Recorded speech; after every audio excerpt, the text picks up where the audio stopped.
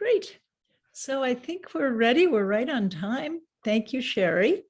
So now we'll switch into the part where we hear updates on different projects that are going on.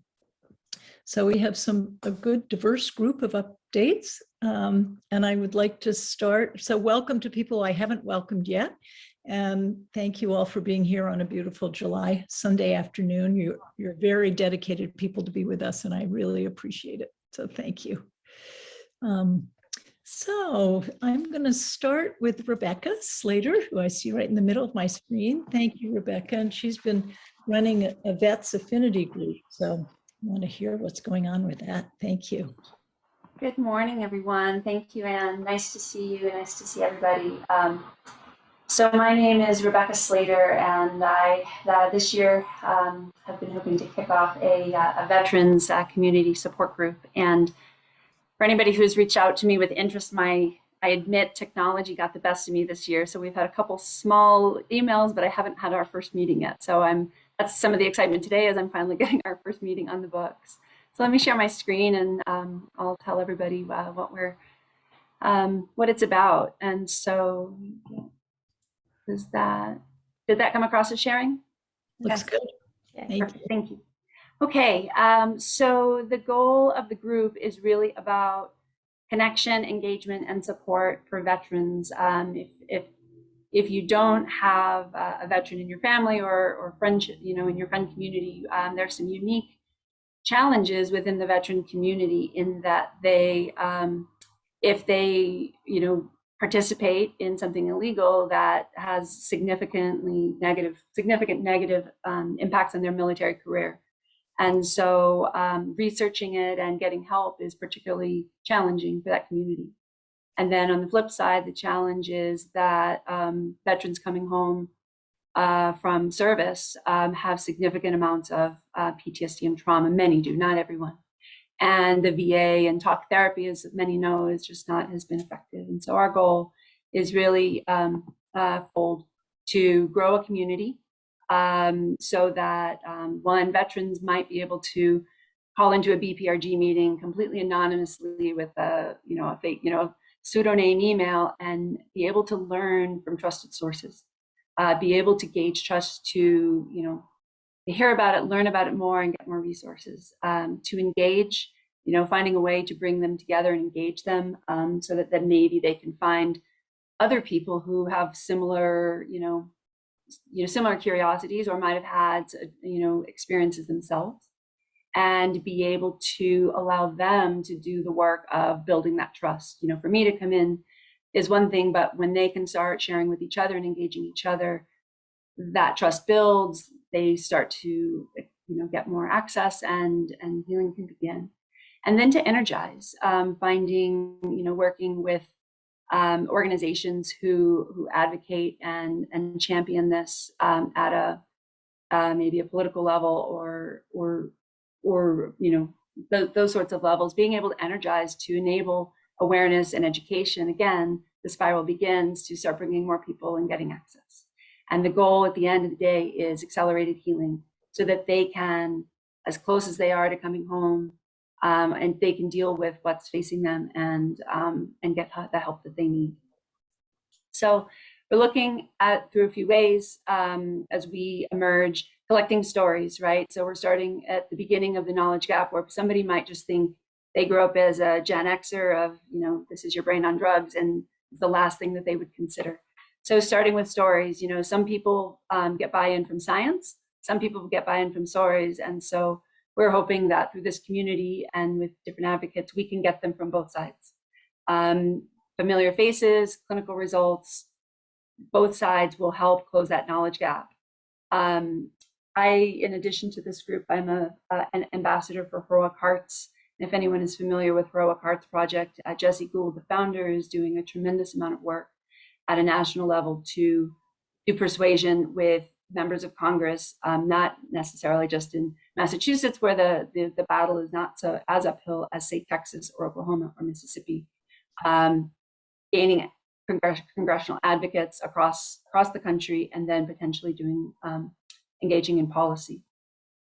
connecting them, connecting veterans with ambassadors, connecting them with other resources groups so that they can find these resources, these stories, this activity, and build, again, start to close that knowledge gap so they trust that this is maybe a process that they might consider for themselves. And then as they're getting close to that, starting to say, this is for me. How do we build a network of practitioners, trained practitioners? Right now, mostly it's retreats and international retreats.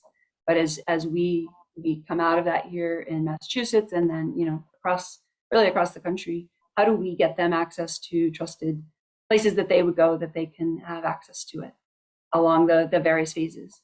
And then finally, the community, being able to gain them peer support.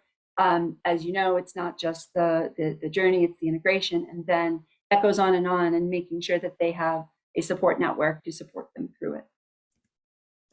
So upcoming events, as I mentioned, this has been something I've been trying to get off my ground since the beginning of the year.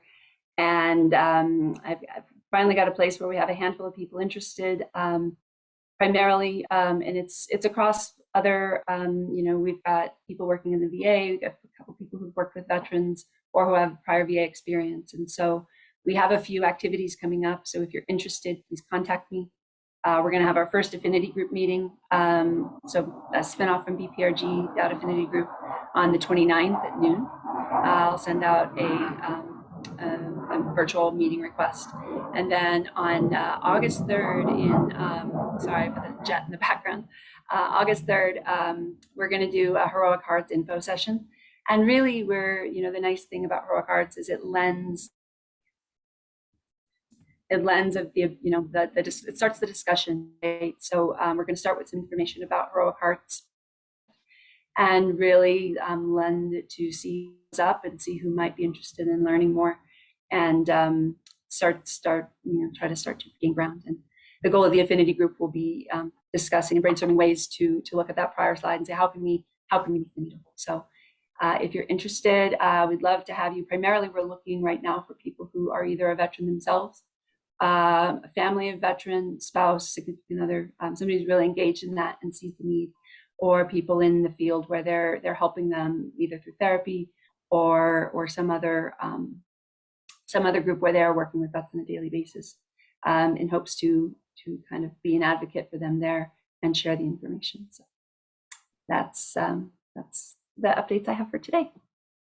It's beautiful, Rebecca. Thank you. And very slick and professional. I'm impressed. This is my corporate PowerPoint skills with you.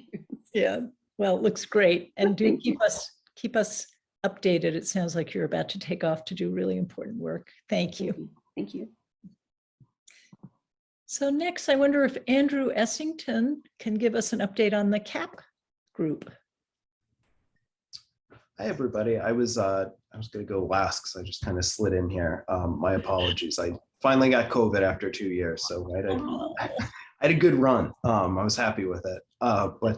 Yeah, so I'm Andrew. I'm a nurse at Tufts in Boston, and then I also work at an integrative psychiatry practice in Medford called Joy in Health, and I run the ketamine affinity group. So we meet every other month in opposition to BPRG, and we're a network of ketamine patients, ketamine providers, anyone who's just kind of ketamine curious. So the format we've had is to just have kind of an open meeting where there's a suggested topic that serves as a jumping off point, but it served as like a really good networking opportunity for providers to kind of see who's in the area. We have providers from the West Coast, providers who are just starting out, some people who have a lot of experience, which is really valued. And yeah, it's a growing community, and we would invite anyone who's interested to connect and join us. So we're going to take August off because it seems like everyone's going to be away for that, but we will restart meetings in October after the September BPRG meeting. And I will put my email address that I use for that group in the chat, and you can get added to the listserv if that is of interest to you. Thank you so much, Andrew, and I hope you're better. Thank you. Great. Next, Yvonne Bosson, who is going to give us an update on what I believe is the first psychedelic therapy study to start in the Harvard academic system in recent years. Hi, can you hear me? Thank you so much, Anne. Nice to see everybody and connect with the group. Thank you for this opportunity. So yes, I think my main update for today is that our group, which is a collaboration between Dana-Farber Cancer Institute and Care Dimensions Hospice, completed successfully our first psilocybin-assisted therapy intervention with a hospice patient. So that's that really very, very happy to share the news. I didn't present myself, but I'm a researcher. I'm a palliative care physician researcher at Dana-Farber Cancer Institute, and this is a project that we've been working for 2 years now. So it's really beautiful to see us transitioning all the team, from thinking about this study and the design, and from actually treating a patient, and it just confirms how our first the idea of this study. It's a small pilot study. We'll be recruiting 15 patients in one community-based hospice organization, and the idea of the study is to see if we can make psilocybin-assisted therapy safely available for patients who are terminally ill and receive hospice care. So the primary questions from our study are, can we actually recruit patients? Which patients can we recruit? Can we treat them according to protocol? And can we measure research outcomes? So it's worked really, really well for this first patient. I must say it's taken some time to screen our first patient. We've been screening over 2 months and screened out many, many patients who were too frail to participate or had contraindications. And so our first patient is a 60-year-old man who was diagnosed with a metastatic colorectal cancer 6 months ago. And he was rapidly transferred into hospice care because of the oncologist estimated that it was too risky to continue chemotherapy with him.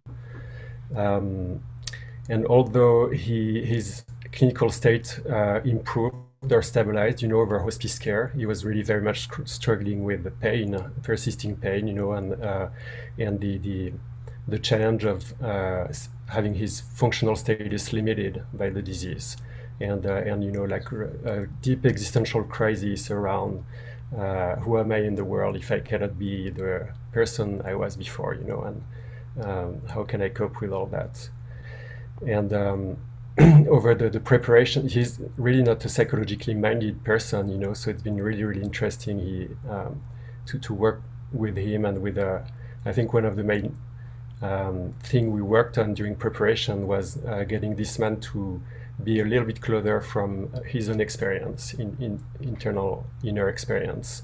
And it's been really wonderful to see how during prep and then the psilocybin experience, this allowed him to really open him a space to be present to himself, be accepting a little bit more the challenging aspects of his experience, and also discover creatively many ways to attend to his needs in a more compassionate way, and identify ways he could really continue enjoying what brings meaning to him in life, and especially connection with his family, friends, nature, music, were big pieces of what he's now integrating.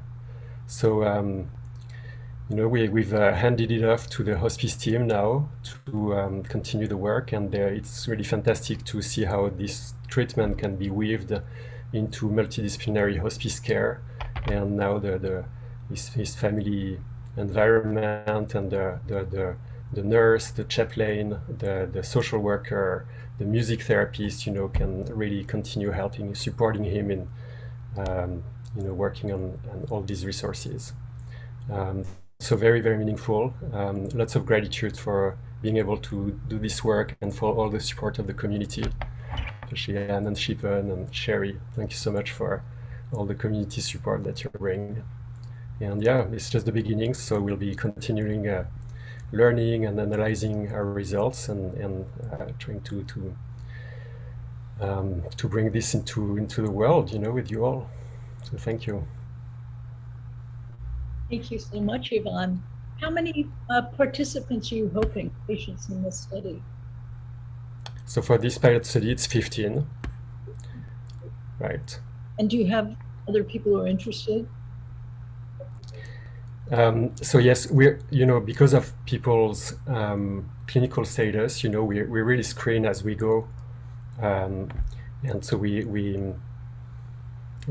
don't advertise the study much outside of the practice, and we first screen all patients who, we screen out all patients who won't be able even to be considered for the study before even informing people of the study opportunity. So, this kind of there is a significant amount of work to identify patients who meet pre-screening eligibility criteria and then reach out to them. And they may have heard or not of psilocybin-assisted therapy, and they may be familiar with that, so then there is a discussion during the screening, to identify if this might be relevant and helpful for them. And so, it's a long answer to your question, but we are constantly actively screening, for the next patients. And if you know people around you who receive care at Care Dimensions who might be interested in receiving this treatment, please contact us. Thank you so much, Yvonne. I'll put my email in the chat. Yeah. Thank you. Oh, Elise Oblitzel is coming on. Many of you know her as the lead person, the organizer for the Contemplative Practices Affinity Group, but she's coming with a different hat on to tell us about an exciting program that she and a group of colleagues are organizing. Yeah, thank you, Anne, and so wonderful to see so many familiar faces here today and some new faces for me, at least, as well. And I'm here, a couple of my other colleagues who I'm partnering with are also on the call today. So you can wave. Anad Thomas and Swana de Giselle are also here. And our third colleague, Meg Streep, is not able to be here. She's visiting parents, and I actually am visiting parents as well. So I'm going to be hopping off the call shortly after this announcement. But this is important. So I am so lucky to be collaborating with 3 other colleagues from the 2021 Boston cohort of the CIAS Certificate in Psychedelic Research and Therapy program. Meg Streep and I are licensed therapists in Massachusetts. Anad is a CRNA, a nurse anesthetist in Rhode Island, and Swana is a doctor in New York. And we, in getting to know each other, decided to collaborate and create something called Mandala CAP, for ketamine-assisted psychotherapy. And we developed a 9-week program for frontline healthcare workers. Our program and the name Mandala is a reflection of the complex, very sacred and multidimensional nature of being human, which can give rise to courage and love and vulnerability within the proper container and model, as many of us know in doing this work and studying this work. So our group will start in October and run through November, offering 8 2-hour virtual sessions on Zoom and 2 day-long in-person group sessions or ketamine group work that will be actually in my hometown of Watertown, Massachusetts.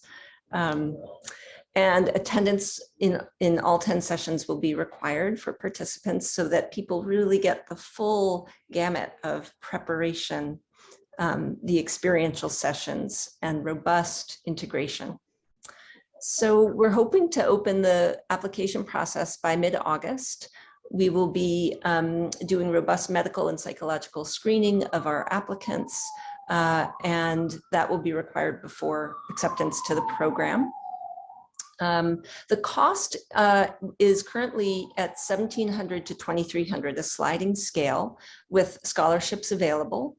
And someone else that I recently spoke to suggested exploring grants and other ways to create funding opportunities for people to join the program at lower cost. So we really are trying to find ways to make this accessible.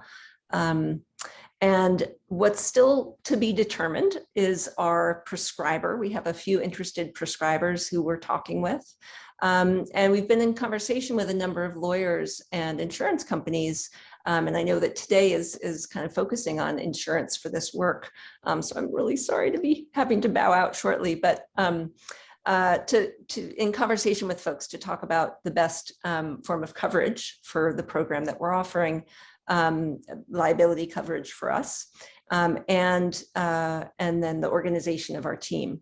So we're open and receptive to those of you, some of you who we've already spoken to, who may want to contact us with suggestions, ideas, information. And we already have a website that Anand put together, which is beautiful. I will share the website and our email in the chat shortly.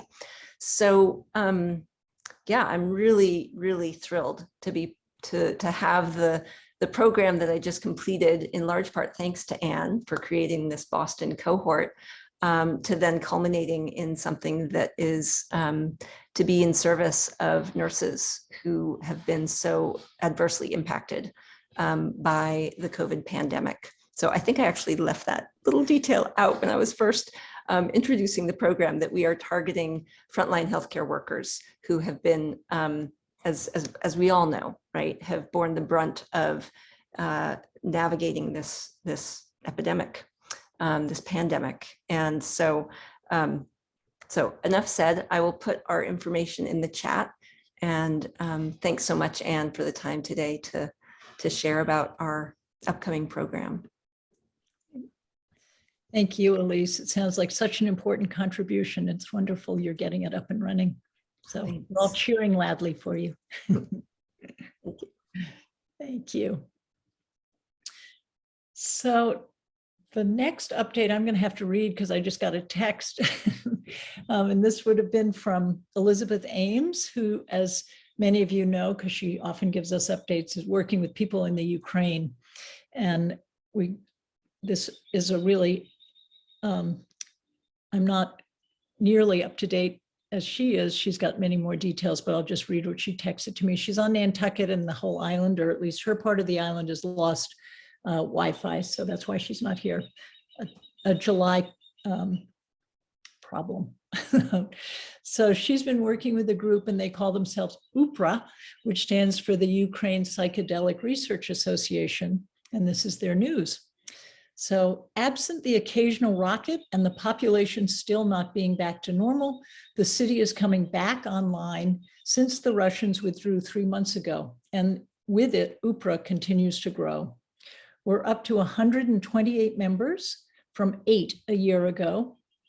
And we continue to push to finalize our NGO status, slow due to the government total focus on war. Our priority is getting government rescheduling of MDMA to permit passionate use program/trial in partnership with MAPS. And we're hopeful about the progress that we're making. So you can look, she'll give us more and to put in the email when we send our next email out with updates. So the next person, Liz Flores Farrell, I think you're on, and she's going to tell us about a wonderful program she's working on, the Mazatec Stories and Memories Project. I don't think she's on yet. Oh, isn't she? Uh-oh. I know I sent her the link. Yeah. And I told her you did, so. Let me just send her a quick text.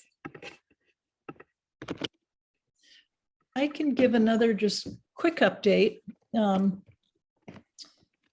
Another person who wanted to be here today was Jim Miller, who's heading up our strategic planning for the BPRG Affinity group, and he's a brand new grandpa. So his new grandson took precedent over us, which sounds completely right. But he's making some really good progress with the strategic planning. So Sherry and I are working on it, and Katie Infantine, Margot Crawford, and we're hoping at the first of the year to start launching some training programs that people who are members of the BPRG would be interested in taking. We think we're probably going to have 2 levels of members of the BPRG. I guess as a preface, what I like to say is I feel as if we're kind of adolescent right now, the BPRG, and mom and dad have been supporting us, and it's time that we now get self-sufficient and figure out how to become a sustainable organization. So we need to figure out ways to have some revenue. So we're thinking of having a 2-tiered system. Anyone can come to these 6 meetings, and then people who are interested in more resources can join for a fee that we haven't determined yet. And those people will probably be more clinicians, don't have to be, but that's what we're thinking. And so we're coming up with ideas of different kinds of training programs that might be interesting for this community. If anyone has any ideas, please send them to us just at the info at Boston Psychedelic Research. We're currently working on doing a local CAP training that would include experiential time. We have also the idea of having groups of support people to help practitioners who want to start their own practice. So lawyers, real estate people, financial people, to really help with the nuts and bolts of starting their practices. So we're open to both people who are interested in programs, but also if any of you have something you'd like to teach. I've gotten some great ideas from people who've graduated from the CIS program or people who are in the current program. So I think this is such a rich community that we'll be able to really be able to build on the community, with the help of this community, build on the knowledge base in this field. So is that enough time to get Liz on, I hope? Liz, no. No, and I've texted her. Oh, and I signaled her. I don't think we can do anything more. She's running, it's called the Mazatec. Do you have the link? Maybe you could Yeah, put it. I do. Great. It's a wonderful program called Mazatec Stories and Memories Project. And there are 3 recent CIS graduates who are with Elise in that cohort who've put this together to raise money to preserve the history and also some objects from Maria Sabina's community. And so they're having a week from, I guess, this Friday. July 22nd, which is Marina Sabina's birthday. Right. They're having, and through that link, you can sign up to be on it. And they're doing fundraising, but it's a really interesting project to honor the Indigenous people who brought this work to us. So. And I can maybe give you why don't I put Liz's email if we think she'd be okay with it in the chat if people want to ask her more about it. Sure. Or there's an email for this project. I'll do that instead. I think this is the email you can email specifically about more questions. And Liz is here. Oh, good.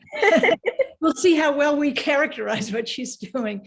So Liz, Sherry and I just had a good time with a long introduction, trying to explain what we're doing. So we're really looking forward to hearing directly from you. Thank you.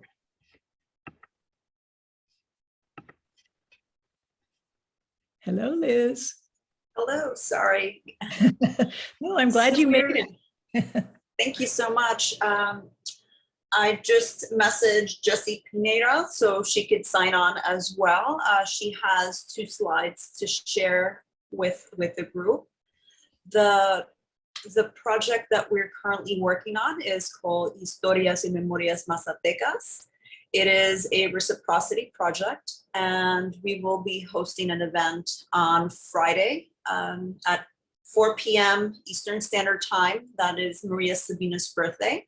And this is to honor both Mazatec wisdom and Maria Sabina. And the project specifically is to restore, digitize, and preserve a historical archive of items that belong to Maria Sabina, but to other Mazatec healers. This archive includes relics, photographs, interviews. There's textiles in indigenous cultures. Often stories are told through textiles in the stitching in the garments. And these textiles are often worn in ceremony, and most of them are often handed from generation to generation. So a lot of the textiles need to be restored. The area in Huautla de Jimenez is very humid, and because of where the archive was being stored, the archive suffered some damage. So there's also a process of restoring and salvaging the textile. The archive itself. Ironically, the archive was kept where Gordon Wasson stayed when he visited. Just a little side note there. Fungi Foundation, which is founded by Juliana Furchi, has been very involved in helping Inti Garcia Flores, and now we've also stepped in to help fundraise for him, and so we could have, so once the archive is restored, we could later have the wisdom that will come of this archive. Sorry to interrupt. Thank you, Jesse. Come Yes. right on. Would you like me to see if we can share the pictures for them? Please. Please.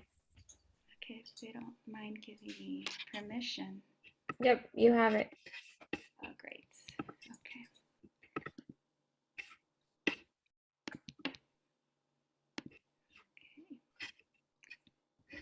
Okay, so let me see. Everybody can see that? Let's see. There we go. Okay. Yeah. Did you want to go ahead and continue speaking, Liz? Sharing. I'll just share. This is Maria Polonia in ceremony here with the sacred mushrooms. And even though, because of Gordon Wasson's connection and relationship with Maria Sabina, we know that there are many curanderas and women of knowledge, women of wisdom, as they are called in the Mazatec community. And these are mushrooms that are currently sprouting that Inti, the historian, shared with us, that are currently sprouting in Huautla. And Liz, if you want to take over this part, because I believe this is what you were talking about right now. Yes, sure. This is the examples of the damage that the archive has suffered. Inti Garcia Flores, his father was an archivist, and his father interviewed a lot of the healers. He was the original person that was collecting all of these photographs and interviews. And unfortunately, he has passed, and then he passed it on to Inti. Inti's father was also a student of Maria Sabina. That's how he's come to all of this knowledge. But here you could see how the photographs have been damaged by humidity, and how the photographs themselves have been damaged, and there was mold, and there's moth infestation. And they're poorly poorly stored away, which is also affecting their their chances of being preserved. So there's tons of photographs, as Liz was saying, and video, and even recordings of Maria Sabina singing and chanting in ceremony. But a lot of this due to climate change and other factors, and they were able to move the archives where they were, as Liz was saying earlier, to a new location, thanks to the support by Fungi Foundation, that they've been able to do that.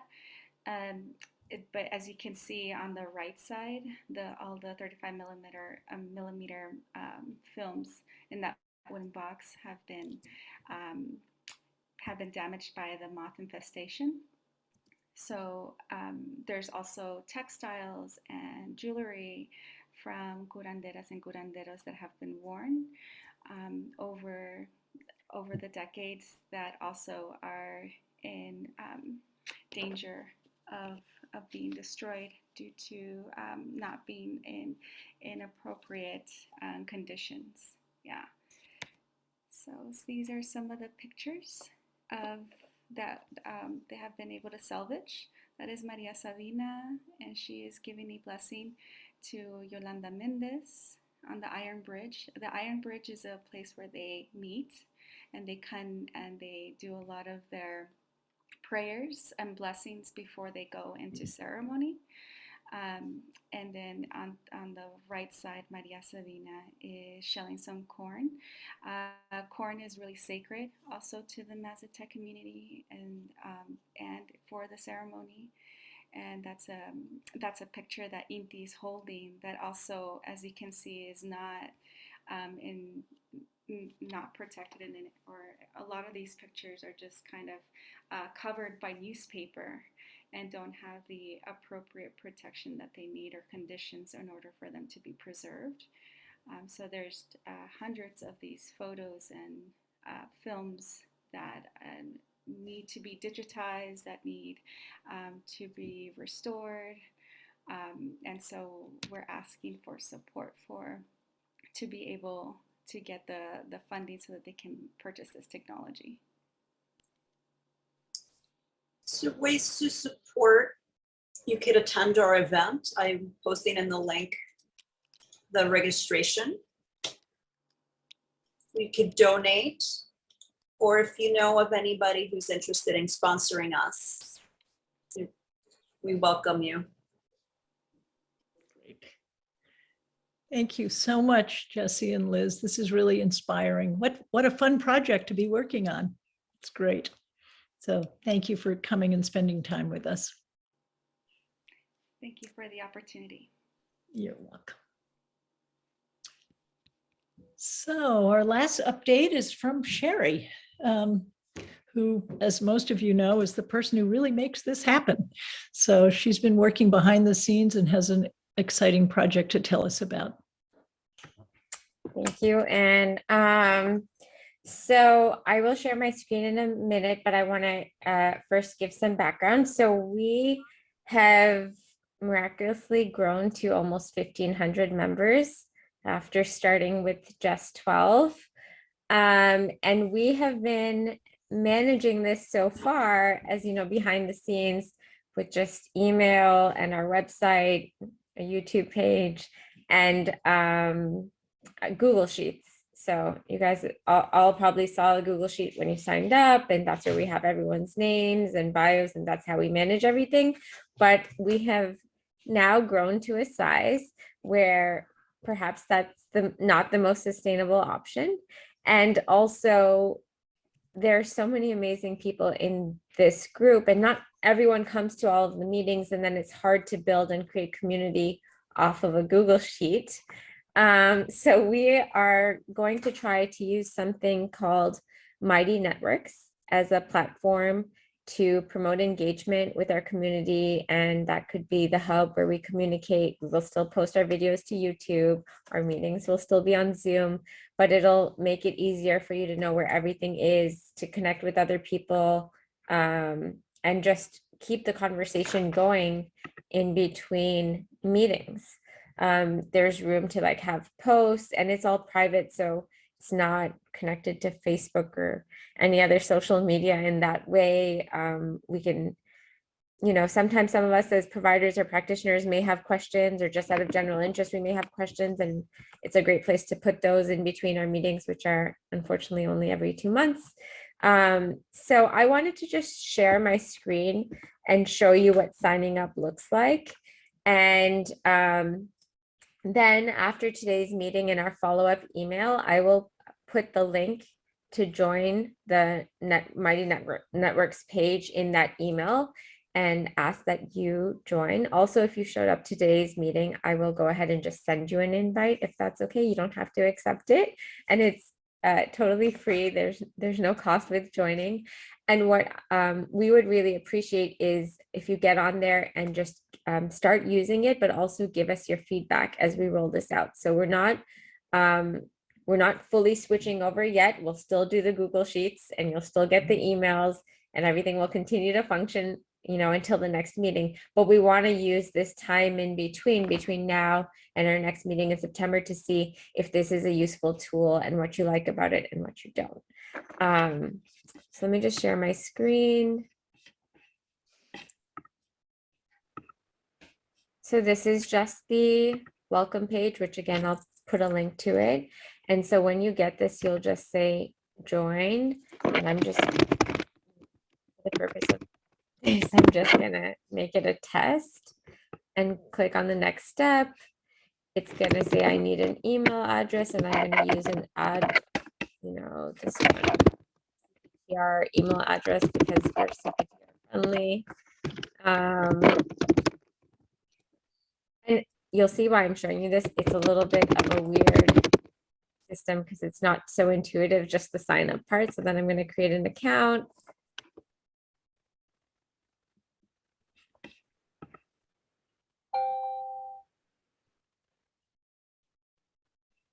Great. And then I'm in here, I'm in the BPRG. Well, maybe it is more intuitive than I thought, but and you can explore what there is to do. And here you can see that you can see other members by clicking on members. These are just test accounts that I'll get rid of, but you can message someone by clicking on them, say hello, or do other things.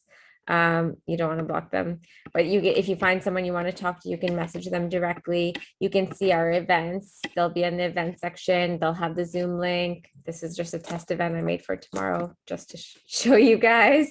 You can intuitively add it to your Google Calendar so you don't forget, or whichever calendar you use. And then mostly what's cool is you can just create conversations.